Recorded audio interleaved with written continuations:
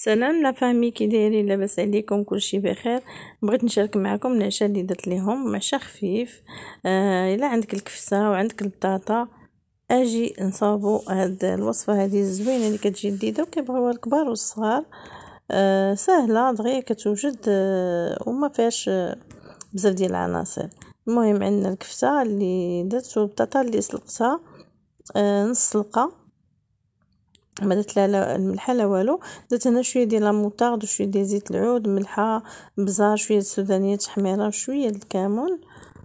وغادي يعني غادي نخليها ترقد شويه في هاد لاصوص هادي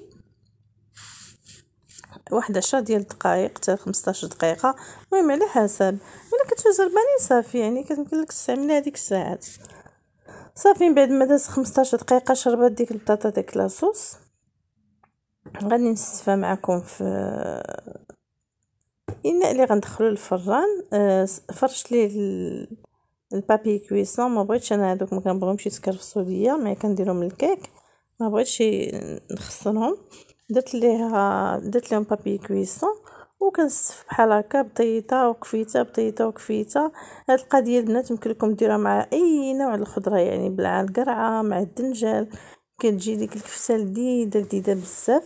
والكفته البنات راه درت فيها بصيله مشلضه، ربيع، شويه الزعتر، ملحه، بزار، تحبيره، شويه الكمون، شويه ديال القزبر مطحون، كتجي لذيذه بزاف. هذه الكفته البنات ديال الدجاج كنخلطوها حنا، الدجاج مع اللحم كنخلطوها، حيت ديال الدجاج بوحدها كتجي ناشفه. المهم البنات غادي نبقى غادا بحال هكا حتى كنسالي الكفته ديالي كامله. ملي كنسالي البنات الكفته ديالي مع البطاطا التستاف ديالهم، كنضيف لهم شويه ديال الفرomاج موتزاريلا ولا فرomاج اللي موجود عندكم. انا حكيت شويه ديال الموتزاريلا وغادي نخشيها في الفران، ما نشعلش عليها الفوق، حيت البطاطا درتها غير نص حتى طابت على خاطرها، عاد باش هبطتها لتحت باش تحمرات. المهم البنات اللي عجبتكم لا فيديو جات زوينه بزاف، ما تنساونيش الخبر في راسكم. وغنخلي لكم في صندوق الوصف الانستغرام ديالي، اللي بغى يدخل عندي الانستغرام مرحبا والف مرحبا.